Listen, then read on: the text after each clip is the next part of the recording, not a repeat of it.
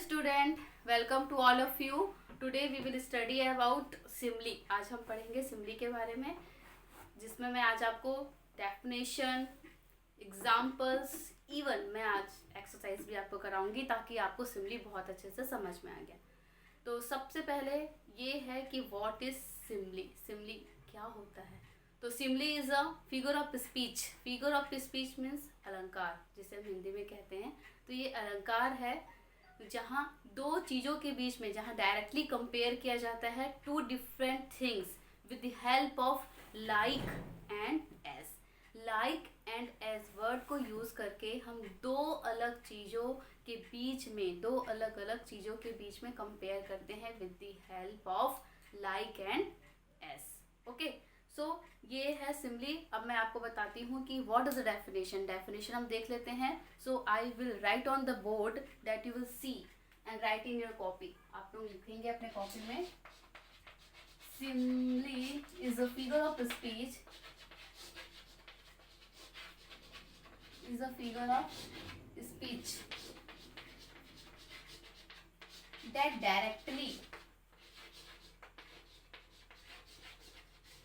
that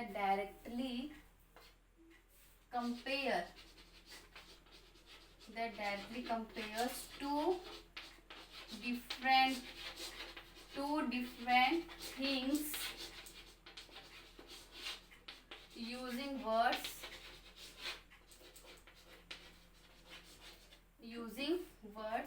like and as.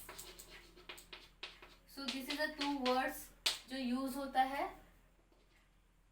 Simli में दो अलग चीज़ों को कंपेयर करने के लिए. जैसे एग्जांपल्स में बताती हूँ. कई बार हम लोग बोलते हैं शेर की तरह बहादुर, है ना. तो उसको इंग्लिश में क्या बोलते हैं? एग्जांपल्स में देख लेते हैं. तो इंग्लिश में क्या बोलते हैं?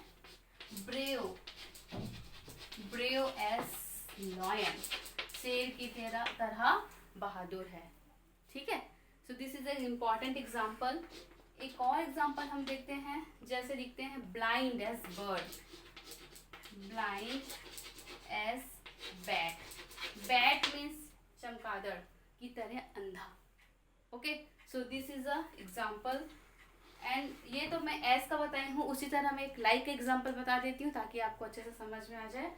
हर chicks are red like rose.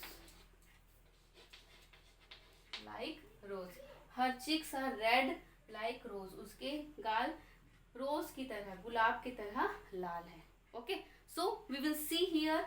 इस एग्जाम्पल में मैंने एस और लाइक दोनों को बताई हूँ लिख कर कि हमने कैसे कंपेयर कर रहे हैं. तो first example is brave as a lion, blind as a bat, and third example is her cheeks are red like rose. Okay, so this is the definitions and examples जो आपको समझ में आ गया होगा. और इसको और अच्छे से समझने के लिए now we will see some exercises.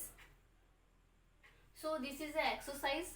Complete the sentences using similes.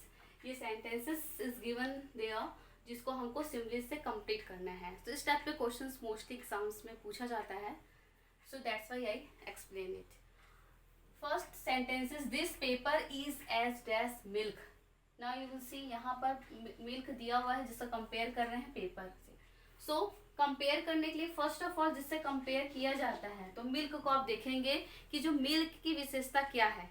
तो मिल्क कैसा होता है? सफ़ेद होता है, वाइट होता है. सो हम यहाँ पर वर्ड यूज कर सकते हैं white as milk. Means the paper is as white as milk. Milk की तरह यह पेपर मिल्क की तरह, दूध की तरह सफेद है. ठीक है. In second sentence the machine is as dash an elephant. Elephant और मशीन दोनों भारी होता है. So that's why we will use here heavy as an elephant. The machine is as heavy as an elephant. Machine elephant की तरह भारी है.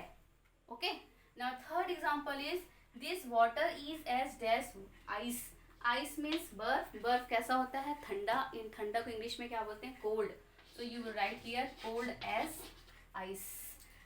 This water is as cold as ice, पानी बर्फ की तरह ठंडा है. Okay, and last example is, and last sentence is, that girl is as dash a fairy. Fairy means परी. परी को इंग्लिश में क्या बोलते हैं अपन, हिंदी में परी और इंग्लिश में फेरी. और वो कैसे होती है, ब्यूटीफुल. ओके, तो यहाँ पर हम लिख सकते हैं ब्यूटीफुल एज अ फेरी. तो सेंटेंस हमारा कंप्लीट होता है, that girl is as beautiful as a fairy. वह लड़की परी की तरह सुंदर है. Okay, so in this way हम कंपेयर कर सकते हैं दो अलग चीज़ों को with the help of as and like. Okay, so ये एक्सरसाइज आपको बहुत अच्छे से समझ में आ गया होगा. सो मैंने आपको सिमली के डेफिनेशन बताई, वो आपको क्लियर हो गया होगा, एग्जाम्पल्स बताई और इवन ये एक्सरसाइज भी करवाई, जिससे आपको बहुत अच्छे से सिमली समझ में आ गया होगा. Okay, so thank you for watching this video. अगर आपको ये वीडियो समझ में आया होगा, सिमली समझ में आएगा, तो प्लीज़ एक लाइक कीजिएगा. And thank you for watching this video. Keep practice in your home.